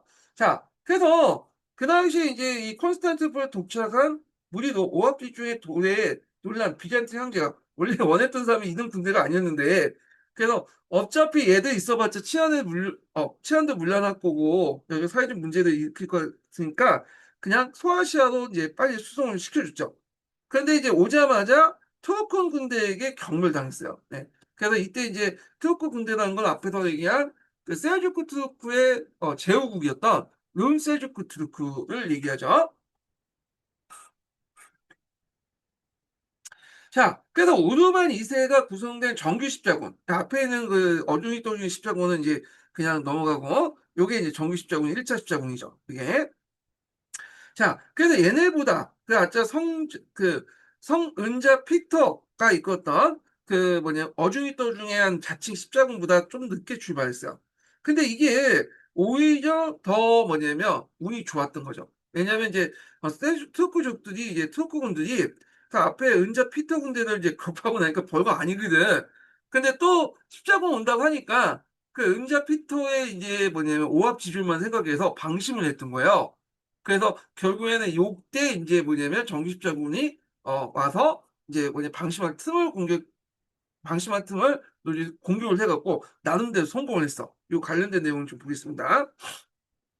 그 오르반 2세가 구성된 이제 정규 십자군이 출발한 것은 이보다 늦어서 1096년 이른 가을이었다. 자, 국왕대 참가는 없었으나 영국, 프랑스 국왕대의 형제가 참가했고 그 다음에 저명한 제후들로는 료랭공 감프리, 그 다음에 그의 형이었던 프랑드 백 볼두인, 그 다음에 뚜루즈 백이었던 레이몽, 한 번씩 다 들어왔죠. 보헤몽 등등이 이제 참여했고 자, 이들은 콘스탄티노플을 거쳐서 소아시아 니케아를 함락시키고 앞에서 이제 그 니케아가 룸세주크투크에 이제 뭐냐면 수출하고 있죠. 방심한 틈을 노려가지고 공격해서 결국 그 함락시키고 안티오크 향하는 도중에 볼두이는 본대가 떨어져 에데사를 공격해서 결국 에데사 백령을 창건했어요. 그 에데사 백장령이라고 하죠. 요거는 나중에 좀 얘기할게요. 자, 그래서 이제 주력 부대는 안티오크를 점령하고 이 안티오크는 이제 동방무역의 거점이에요. 그 당시에. 그래서 보헤몽은 안티오크는 이제 남기고 이제 계속 남아서 예루살렘에 1099년 7월에 예루살렘이 입성했다. 그때 이제 예루살렘이 쉽게 뚫렸던 이유가 뭐냐면 그 당시 셀주크 투르크가 상당히 분열돼 있었어요. 그러니까 이제 여러 정치 세력이 분열되다 보니까 이 십자군들을 제대로 대응하지 못했던 거죠. 예. 그래서 이제 결국 예루살렘이 이제 뭐냐면 함락할 수 있었는데 십자군들이 그때부터 이제 피비는 학살을 하게 되죠. 그래서 그때 뭐 10,000명 이상 죽였다 이렇게 이제 하고요. 그래서 예루살렘에서 십자군의 왕국이 건설되면서 가프리가 이제 뭐냐면 왕으로 선출됐으며 레이몽은 이제 뭐냐면 여기 그의 아들은 예루살렘 왕국과 안티오크 그 공격 중간지에 트리폴리 백령을 이제 했다. 그래서 여기에서 이제 십자군 전쟁을 하고 예루살렘 왕국이 만들어지는 과정에서 네 개의 십자군 군대가 이제 국가가 만들어지죠. 그리고 이제 잠깐 이게 이렇게 돌리는 게 있던데, 예, 이렇게 이제 보시면 자 여기 네 개 이제 십자군 있는데 일단 본국이 뭐냐면 예루살렘 왕국이잖아요. 예루살렘 왕국이고 그 다음에 트리포리 국가 공국이 있고 안티오크 공국 백장령 있고 그 다음에 에레사 백장령 있죠. 안티오크인가? 하여튼 백작이었 공국. 그래서 이제 근데 에데사 백령이 여기가 있고 여기 그다음에 에데사 백령이 있고 안티오크 공령, 뭐 트리포리 공령, 그다음에 베드, 그다음에 이제 이런 내용이 있다. 그래서 이제 있고, 그 다음에 또 하나가 있는데, 안티오크, 트리플리, 그 다음에 에데사, 아, 이렇게 세 개가 있고, 네 개, 예루살렘, 이렇게 이제 있죠. 그래서 요 관련된 내용이 예전에 기출문에 나왔어요. 요 부분 좀 기억을 해 두시면 되겠습니다. 네. 자, 그래서 이제 계속 읽어볼게요. 자, 가프리와 그의 뒤를 계승한 볼드윈 1세는 정복지와 정복 예상지를 제후드에게 이제 뭐냐면 봉투로서 분봉하고 이들은 또한 하급기사에게 이들 재분봉하시고 정력적인 봉건국제 국가를 했다. 물론 이제 여기에서 봉투를 받은 사람도 있지만 워낙 땅이 좁다 보니까 상당수는 봉투를 받지 못하고요. 뭘로 받았냐면 그 당시 돈으로 받았어요. 예, 돈으로. 예, 그래서 이제 이게 좀 특징이야. 예. 자, 하여튼 이렇게 했는데 자, 그래서 이제 1차 십자군은 나름대로 성지회복이라는 소기의 목적을 달성한 유일한 십자군이다. 이렇게 이제 보시면 되겠습니다. 자, 여기에서 이제 기사단이 있는데 예전에 공군형 기출문제 때 기사단 관련된 내용이 한번 시험문제 나왔거든요. 그래서 보통 이제 유럽에 3대 기사단이 있어요. 하나가 이제 템플 기사단, 그러니까 사원 기사단이라고 하는 게 있고, 그 다음에 병원 기사단 있죠. 병원 기사단. 게다가 병원 기사단인데 이게 나중에 성 요한 기사단 이제 이름이 바뀌는데 하여튼 뭐 이렇게 있고 그 다음에 독일 기사단, 투통 기사단 있잖아요. 세 개 기사단이 있다. 좀 기억을 해두시면 되겠습니다. 그 중에 이제 그 십자군 원정을 하는 거 예루살렘 왕국이 만들어졌다고 했잖아요. 그래서 예루살렘 왕국 같은 게 뭐 상비군도 있긴 있지만 대부분 이제 사원 기사단이나 병원 기사단에 이제 의존해가지고 뭐냐면 그 나라를 지켰죠. 자, 그 관련된 내용을 이제 좀 보겠습니다. 자, 성질을 수호하는 군사력의 원천은 제후와 그의 신하들이었으나 그들 못지않게 중요한 역할을 담당했던 것이 종교적인 기사단이었다. 그래서 볼든 1세 때 순례자를 보호한 목적으로 설립된 사원기사단은 솔로몬 사원 근처에 숙사를 마련하게 되었고 그들의 명칭이 여기서 나왔다고 그래요. 12세기 때는 교황의 정식 인가를 받았다. 자, 그리고 이보다 이제 약간 늦게 창당한 것이 병원기사단이죠. 예. 그래갖고 11세기 초 순례자들을 위해서 설립된 예루살렘 성존 병원을 그냥 부설하기 때문에 그렇게 불렸던 거고요. 그래서 병원기사단, 성요한 기사단 이렇게 이제 보시면 되고요. 몰타 기사단으로 또 이름을 예전에 나중에 몰타 섬에 이제 지키는 기사단으로 있고 이 기사단은 지금도 남아 있어요. 이 기사단은 3대 기사단 중에 해체되지 않고 그대로 남아 있는 게 지금 성요한 기사단, 몰타 기사단 이렇게 이제 했던 애들이 지금 남아 있거든요. 자, 그 다음에 이제 3차 십자군 때 독일말 구성된 독일 기사단, 투던 기사단이죠. 투던 기사단. 예전에 몽골족하고 살았던 기사단이 독일 기사단, 투던 기사단인데, 자, 이런 3대 기사단이 있었다.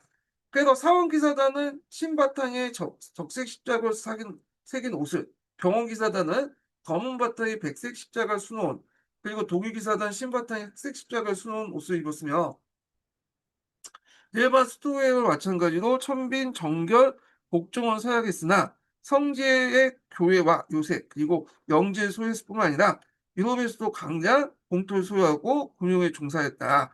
그래서 이들은 상당히 뭐냐면 이렇게 그 국제적인 그 당시 유럽 전역을 지배하는 그러니까 유럽 전역에 분점이 있는 어떤 뭐랄까 오늘날 국제적인 기사단이라고 보시면 되겠습니다. 예, 이렇게 이제 보시면 되고 그래서 그런지 그 당시 프랑스 같은 경우에는 사원기사단이 너무 뭐냐면 그 왕권을 견제하고 그러니까 나중에 들어가면 왕권이 강해지면 사원기사단을 해체시켜 버려요. 네, 이건 나중에 좀 얘기할게요.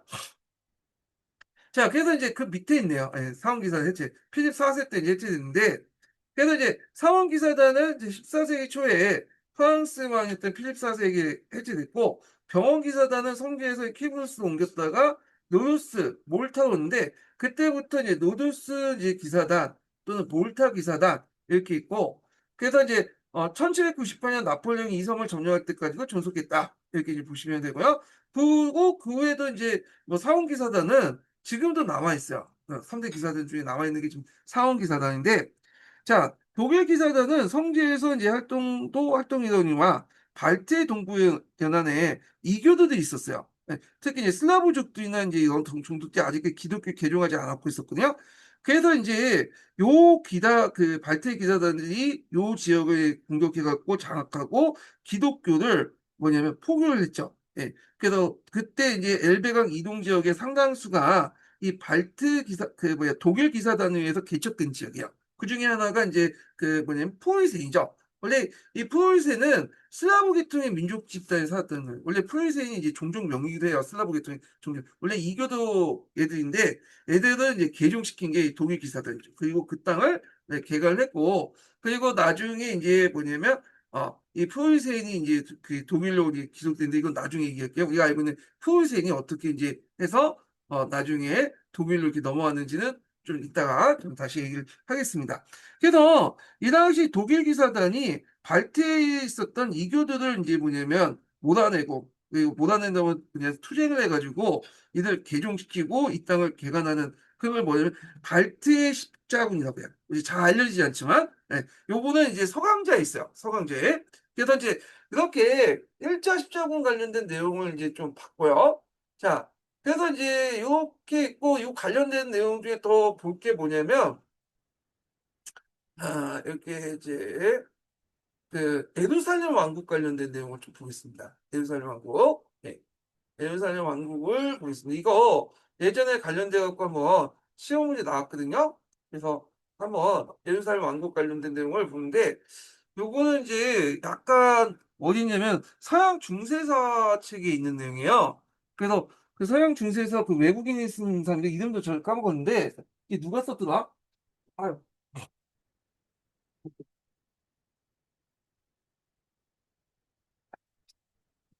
그래서 이제 이게 서양 중세사가 브라이언 타이어니가 썼던 사람이야. 시드니 페이터라는 사람이 공주인데 이게 책이 되게 두꺼워요. 예. 그래가지고 어유 씨, 이게 몇 페이지야? 딱 그거인데 뭐 594페이지인데 거의 서양사 개론하고 맞먹는 그 내용인데요. 그리고 글자 포인트도 8포인트야. 그래서 이걸 다 보기는 어렵고, 그래서 기출문제만 나올 것만 좀 보시면 될 것 같아요. 가끔마다, 한 3, 4년마다 한 번씩, 심심할 때마다 한 번씩 나오는 거거든요. 그래서 이제 제가 이거 다 읽지는 못하니까, 요 부분을 좀 발췌를 해가지고, 좀, 이렇게 이제 정리 좀 해봤습니다. 자, 일단 예루살렘 왕국의 구성도를 좀 볼게요. 여기 보시면, 여기 앞에서 얘기했죠. 에데사 백국, 안티오크 공국, 그 다음에 여기 트리플 백국이네요. 네, 제가 아까 공국의 잘못했는데, 이렇게 있고, 예루살렘 왕국, 이렇게 있어요. 네, 이렇게 네 개도 있고, 여기에 공국이나 백국이라는 건, 그 나라의 주인이 백작일 때는 백국, 그다음 공작일 때는 공국, 이렇게 이제 해요. 그래서 예루살렘 왕국이 있고, 1차 십자군 전쟁 때 만들어진 것이요. 그 다음에 이제 여기 보면 라틴 제국이 있어요. 뒤에 있지만 4차 십자군 전쟁 때 만들어진 거죠. 예, 이렇게 이제 지도상을 파악을 해두시고요. 자, 역대 예루살렘 왕의 이제 업적들을 볼게요. 네. 그래서 고두프리가 1대였는데, 여기 뭐냐면, 예루살렘 왕국 창건 왕이 아니라 성모 수호자는 칭호를 받았다. 왕은 왕인데, 그런 칭호를 받았다는 거예요. 그 다음에 볼등 이때부터는 왕이라는 칭호를 공식으로 사용했고요. 그 다음에 이제 볼등 2세 때 티루스 함락하고, 뭐 이런 것도 있고, 그 다음에 이제 뒤에 넘어가서 정치 구조를 보겠습니다. 자, 앞에서 말한 것처럼 유럽의 봉건제를 그대로 이식했죠. 그래서 왕령지는 예루살렘, 티도스, 아크라이고 그 다음에 또 대제국의 주변 영토를 분배했다. 그러니까 이제 어떤 구조가 되어 있냐면 예루살렘 왕국 안에서 또 왕이 있고 그다음 제후도 있고요. 그리고 그 앞에 있는 세 개 공국 있죠. 트리프리 뭐 해가지고 쭉 그 트리프리하고 그다음에 안티오크 에데스의 백국 안에서도 백작 있고 공작 있으면 그 밑에 또 제후도 있어요. 예, 이런 형태죠. 자, 그 다음에 왕의 권한은 그 봉건적인 최고 주권자의 어떤 거에 상징적인 불구하고 실제로 이제 선출제예요. 그래서 고등법정 역할이 상당히 거든요. 그래서 이 예전에 공군력 기출문제 때 고등법정 관련된 내용이 한번 시험문이 나왔어요. 자, 고등법정은 어떤 역할을 하냐? 왕을 선출하고요. 왕은 고등법정의 모든 일을 승인받아요. 근데 선출한다고 하지만 실제로 내정자가 있죠. 대개 보면 이제 그 아들들이 이제 뭐 내정자들하고 이제 이렇게 선출 형식으로 돼 있던 거고 그 다음에 왕과 제후 간의 봉사 및 권한을 결정하고 사법권, 행정권, 입법권을 갖고 있다. 그래서 고등법정이라 해서 우리가 사법권만 생각하는데 실제로 행정권과 입법권도 동시에 갖고 있다. 이렇게 이제 보시면 되겠습니다. 그 다음에 이제 아모니 1세 때 이제 뭐냐면 그때 이제 왕권을 강화하는 측면에서 그래서 고등법정에서 모든 봉투 세자는 왕에게 신선을 해야 된다. 이런 내용들이 있나 봐요. 뭐 그런 게 있구나 하고 넘어가시면 될 것 같고. 그 다음에 그 앞에서 세 개의 또 제국이 있죠. 이 제국 안에서도 또 고등법정 같은 기능을 담당한 봉신법정이 있었다. 이렇게 보시면 되고. 그래서 예루살렘 왕국과 제국 간의 관계를 보면, 제국 간의 관계를 보면, 일단, 그, 제국들은 예루살렘 왕에게 신설을 하고요. 예루살렘 왕은 그들의 후계자들이 미성년일 경우에는 후견권을 행사했고, 그래서 이제 있고, 그 다음에 이 봉건 국가들은 앞에 이제 언급한 안티오코 공영, 트리플 백령, 이런 얘네들 있죠. 얘네들은 고등법조에 속하지 않아. 그러니까 예루살렘 고등법조에 속하지 않고, 앞에서만 자기의 독자적인 봉신법전이 있고, 독자적인 봉건가습과 법정도 지니고 있다. 그러니까 그대로 이게 뭐예요? 불수 분인권 관련되는 거죠. 독자적인 증세권하고 사법권 같은 걸 이제 각 그 뭐냐면 공령들이 또 백령들이 가지고 있었다. 이렇게 보시면 되고요. 그래서 먼저 이 세 개의 국가 중에 제일 먼저 망했던 국가가 에데사 백령이야. 예. 그래서 에데사 백령이 이제 망하면서 이게 원인이 돼서 2차 십자군 전쟁의 원인이 되었던 거거든요. 예. 그래갖고 여기 서양 중세사에 있는데 한번 읽어볼게요. 1144년 모수의 통치자가 에데스 방령을 정복했다. 해교도의 이승리는 기독교 세계를 전육해 했고 교황의 실제 회복을 위해 2차 십자군을 호소는 클레르부 성 베르나르가 특유의 설득력으로 온 정열과 신과 말재간을 바쳐서 그 당시 유럽의 귀족들에게 십자군 참여를 촉구하는 데 크게 힘입어 성을 거두었다. 서유의 두 대국이었던 프랑스와 독일의 군주 루이 7세와 폴란드 3세가 십자군에 참여했다. 뭐 내용이 있고요. 2차 십자군 전쟁의 원인이 됐다는 거. 그다음 군사제도를 보겠습니다. 자, 요거 하기 전에 첫 번째 인증번 알려드릴게요. 첫 번째 인증번은 80번입니다. 첫 번째 인증은 80번이에요. 자, 군사제도를 보면 이제 왕국의 상설 경비대 신전 기사단이 있죠. 성요한 보호소 기사단 앞에 얘기한 두 개 기사단이 이제 했고 이들은 이제 주로 이제 예루살렘 왕국부터 해교도 국경 부대인 크랜데 슈발리에 지역을 받고 요새를 건설했다. 요거 가끔씩 그 요새 사진 지금도 있어요. 이게 이제 사진 그 찾아보시면 그 보이는데 상당히 성각이 견고해요. 그래서 한 번도 여기가 그 뭐냐면 공격을 받고 뚫린 적이 없어. 물론 사기쳐 갖고 한번 점령당을 했지만 하여튼 그 대단한 거고. 그다음 제후와 봉신을 보면 봉투를 받는 제후도 있지만 대부분은 합해서 봤어. 왜? 봉지가 그렇게 넓지가 않아요. 네, 땅이 좁다 보니까 나눠줄 땅이 없어. 그래서 이걸 뭐라고 하냐면 봉투보다는 합해서 봤을 때는 이걸 합해봉이라고 해요. 합해봉. 그래서 이제 이 합해봉인데 이 합해봉은 원래는 이제 예루살렘 왕국 때는 뭐 이렇게 좀 신기한 제도도 좀 보이지만 나중에 중세 말기 때 들어가면 그 당시 군주들이 봉투를 나눠주는 것보다는 이제 화폐로 나눠줘요. 네. 그래서 뭐 신하들이라든지 군사장관이라든지 왜냐하면 봉투를 나눠주면 이제 자기의 어떤 이제 통치권을 나눠주는 거잖아요. 일종의. 근데 화폐를 나눠주면 거기서 끝나는 거냐. 화폐 보고 이제 끝나고 뭐 영토가 얘는 통치권을 넘겨주지 않아도 되잖아요. 그래서 이제 이렇게 이 화폐봉이 일반화되는데 그때 당시에는 아직까지는 화폐봉이 일반화되지 않은 당시에 이 예루살렘 왕국에서는 화폐봉을 실시했다. 이렇게 보시면 되겠습니다. 자, 그래서 이제 이렇게 해서 예루살렘 왕국과 관련된 내용들을 이제 좀 봤고요. 자, 그래서 이제 서양사 궤도는 아까쯤에 이제 1차 십자군 전쟁을 봤잖아요. 그래서 여기 좀 그 서강자 관련된 내용을 한번 보겠습니다. 서강자가 131페이지 볼게요. 예. 자, 여기 보면 내용 볼게요. 교황청이 주도한 십자군 전쟁. 그러니까 십자군 전쟁은 교황권 강화에 크게 기여했다. 십자군 전쟁은 종교 열정과 신앙심이 없으면 불가능했겠지만 이를 주도한 것은 교황청이었다. 즉 십자군은 교회가 조직한 군대였던 것이다. 그래서 이 십자군 전쟁이 보면 이제 뭐냐면 교황청이 군대라고 해서 십자군을 갖다 붙인 거잖아요. 십자군을 처음 구성했던 교황은 그레고리 7세였는데 비잔틴 제국의 공격을 처했음을 알고 있는 그레고리 7세는 1074년에 셀주크족과 싸울 군대를 일으켜 자신이 직접 지휘해서 동방을 가는 계획을 구상했다. 교황은 이를 통해 동서교회를 화합하고 기독교 세계를 통일할 수 있는 그 희망이 있고, 더 나아가서 자신이 통일된 기독교 세계에 수장을 보여주고 싶었다. 근데 이제 요때 그 하일 사세하고 싸움으로써 그 뭐냐면 그 안 됐죠. 예. 그래서 이제 이렇게 했고, 그 그레고리 7세의 꿈을 현실화시킨 사람이 바로 오르반 2세죠. 요 사람은 외워두세요. 오르반 2세하고 크레온 공예는 외워두세요. 이제 기출에 나왔던 거야. 그래서 이제 오르반 2세는 십자군을 제청했다. 하지만 위험에 처한 비잔틴 제국을 도와주는 것만으로는 많은 사람들이 동참에 끊어내기 어렵다고 그 생각한 오르반 2세는 앞에서 성지를 내걸죠. 예. 그래갖고 그 다음에 성지가 주 목적이고, 그 다음에 비잔티움 도와준 건 나중에 이제 부수적인 거죠. 요거 기억을 왜냐면 성지를 내걸어야지 많은 사람 끌어들일 수 있기 때문에 그렇게 했던 거고. 자, 이제 십자군의 제일 목표는 콘스탄티노폴리스가 아니라 당연히 성지에 보이니까 예루살렘이죠. 그래서 교황은 이제 십자군에 참여한 사람들에게 포괄적인 사면을 약속했는데, 이게 이제 면죄부와 관련된 면죄부.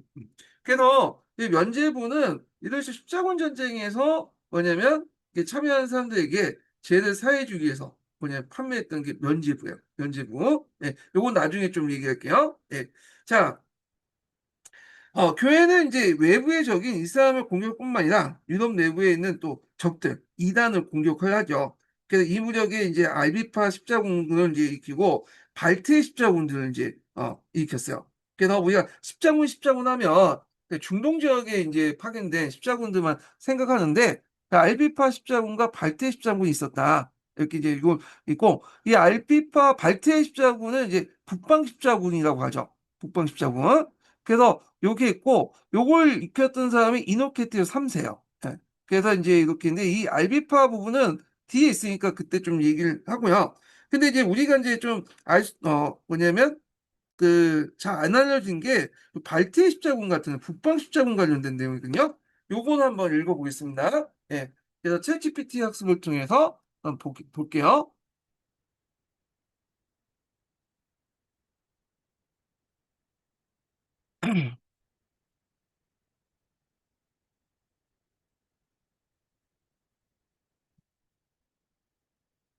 그, 중세시대 때 발트해 십자군 또는 북방 십자군 있었잖아. 발트해 십자군이 뭐야? 맞아. 아주 흥미로운 주제 꺼내줬네. 간단히 말하면 중세 유럽에서 발트의 십자군, 보통 리보니아 십자군, 프루시아 십자군이라고도 부름과 북방 십자군은 기독교 세력이 발트해 연안의 이교도, 주로 리투아니아인, 프루시아인, 라트갈리아, 에스토니아인 등을 강제로 개종시키기 위해 일으킨 군사 원정들을 가리켜 직관적으로 비유하면 이건 종교적 명분을 내건 정복 전쟁이었어.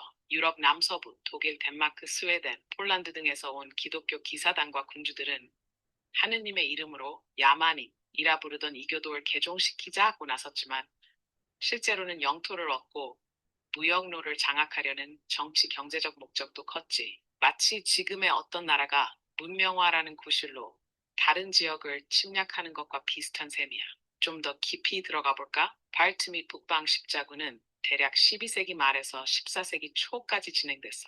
특히 튜톤 기사단과 리보니아 검의 형제단 같은 군사 수도회가 주축이 되어 이 지역을 점령하고 성곽 도시를 세워 통치했지. 그러면서 기존의 부족 연맹체들을 해체하고 봉건제와 교회 구조를 심었어. 이 과정에서 라트갈리아, 세미갈리아, 쿠를란트, 사멜랜드 같은 발트 부족들은 강제로 세례를 받고 봉건 영주들의 농노가 되었어.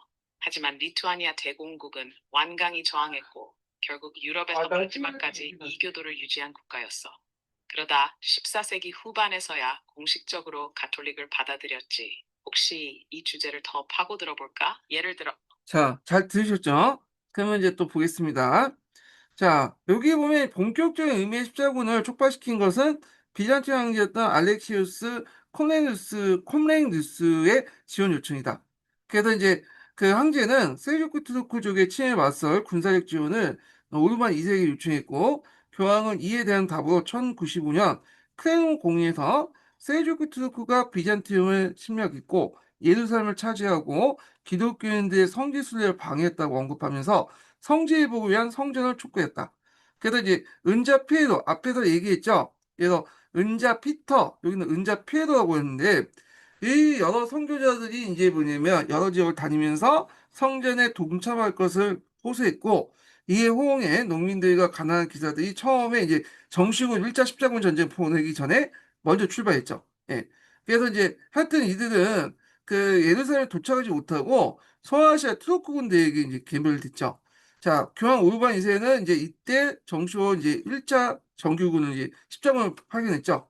그래서 이제 1차 십자군은 최종적으로 예루살렘을 점령하고 그다음에 그 뭐냐 시리아 지역 등등에 4개의 나티 왕국을 건설했다. 1차 십자군 승리는 상당 부분 이슬람 국가들 분열이에요. 그 당시 이제 셀주크 투르크가 지방 제후드에 의해서 이제 분열돼 있었거든요. 자, 그래서 모술이 북이탈리아를 이제 뭐냐면 통일하고 알레포의 이제 아타베그인 장기가 에데사 백령을 접목하자 그 당시 이제 2차 십자군 종기 조직되었다.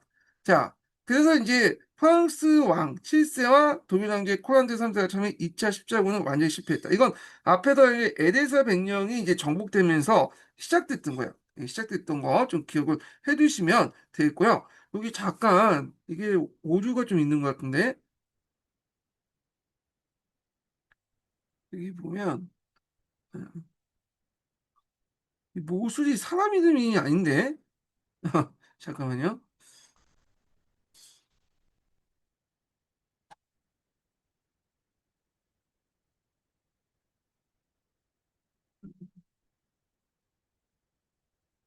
네, 그렇죠. 모술의 통치자죠. 네, 어떻게 좀 약간 이상하다고 했어. 읽다가. 모술이 이제 뭐냐면 북시리아를 통일했다는 건 아니라 모술의 통치자. 모술의 통치자. 정확하게 보면 모술의 통치자예요. 모술의 통치자. 모수는 지명 이름이에요, 지명 이름. 그러니까 지명이고 거기에 통치자가 그냥 북이시아를 통일했다 이렇게 이제 있거든요. 근데 모순이 어떻게 갑자기 틀어내는데 자, 하여튼 2차 십자군은 이 앞에서 말한 것처럼 이제 에데사 백령이 정복되면서 이제 있는데 이거 장기 또는 장기라고 해요. 장기 표현인데 장기의 조카가 이 살라딘이에요. 유명한 사람 있죠? 예. 그래서 쿠르드 출신이죠. 예. 쿠르드 출신의 장기나 살라딘 쿠르드 출신인데 쿠르드 민족 아시죠? 예, 그 출신이에요. 자, 하여튼 그래서 이제 결국에는 실패를 이었고 이 장기의 뒤를 이은 사람이 약간 지금 말하는 살라딘이다. 이렇게 이제 살라딘부터는 이제 3차 십자군 관련된 내용인데 이건 좀 이따 서기 읽고 한번 또 읽어보겠습니다. 자, 그래서 이제 서기를 보세요. 그 서기 몇 페이지 보시면 이렇게 어, 몇 페이지야? 204페이지. 그래서 이제 이때 모세에 태했었던 장기 이렇게 있는데 여기를 보시면 좀 서양사 강좌에 보면 여기 모술이 북시리아를 통일하고 알레포의 이제 이타 아타베그 태수인 장기라 에데드 백령을 접목했다 이렇게 있거든요. 근데 여기 내용을 보면 이렇게 이제 모술의 태수였던 장기라는 사람이 있어요. 아까 이 장기는 이제 장기라고 하죠. 서강자에서는 둘 다 아마 이제 여기는 외국어 발음이니까 읽는 방식에 따라 좀 달라질 거예요. 그래서 모수의 태수였던 장기는 북부 시리아를 회복하고 에데사를 정복했다. 그러면 요거 앞부분하고 지금 모술이 북시리아를 통일하고 알레파의 아타베크 장기가 이게 각각인 것처럼 이렇게 기술하잖아요. 모수의 지배자가 이렇게 있고 그게 어느 게 맞는 건지 모르겠어. 그러니까 여기는 한 명이고 여기가 장기인데 얘네들이 이제 각각 해가지고 했는지 아니면 서양사 개론처럼 모수의 태수 장기가 시야 회복하고 에데사 장기의 모든 업적인지 이게 구분이 안 되거든. 지금 서강자하고 내용이 구분이 안 돼. 그래갖고 한번 물어볼게요. 이것만 물어보고 좀 쉴게요. 그래서 이게 이해가 안 되는 부분들이 좀 있어.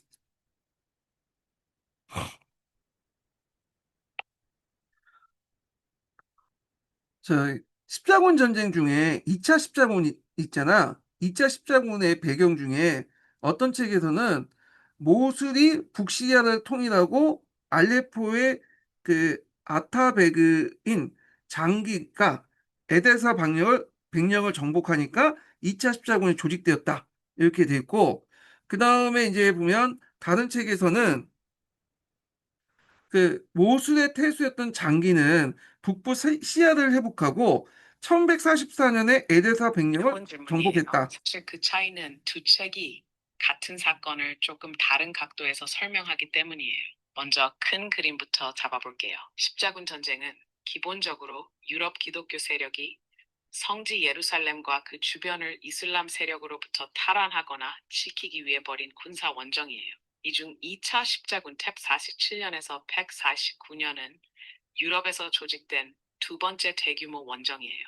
그 배경을 놓고 보면 어떤 책은 모술과 북시리아를 통일한 알레포의 아타베그 장기가 에데사 백국을 정복해서라고 표현하고, 다른 책은 조금 더 정치, 종교적으로 다양하게 배경을 설명할 수 있어요.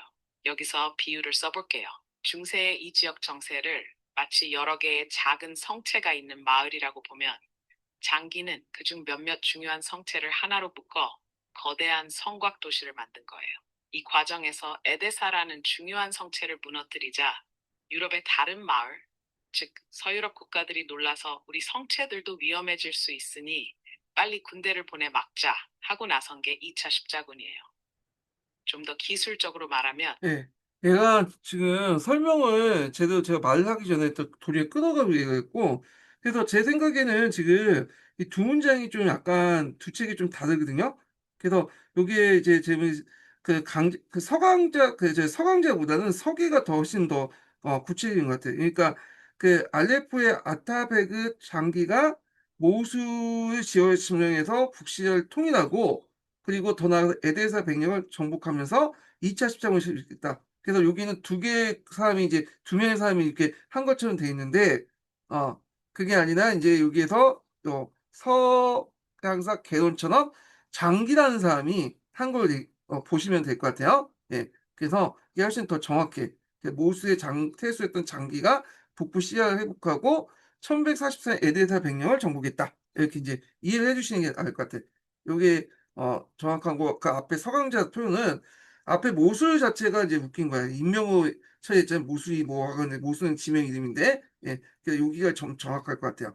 자, 그래서 장기 또는 서강자에서는 장기 이렇게 있는데, 자, 요 장기의 조카가 살라딘이야. 살라딘.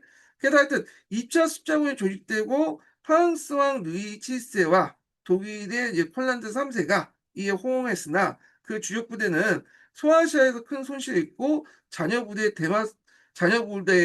다마스커스 공략도 성공하지 못하여 완전히 실패로 돌아갔다. 그래서 2차 십자군 전쟁 관련된 까지 한번 봤고요. 좀 쉬었다가 3차 십자군 전쟁 관련된 내용을 좀 보겠습니다. 네.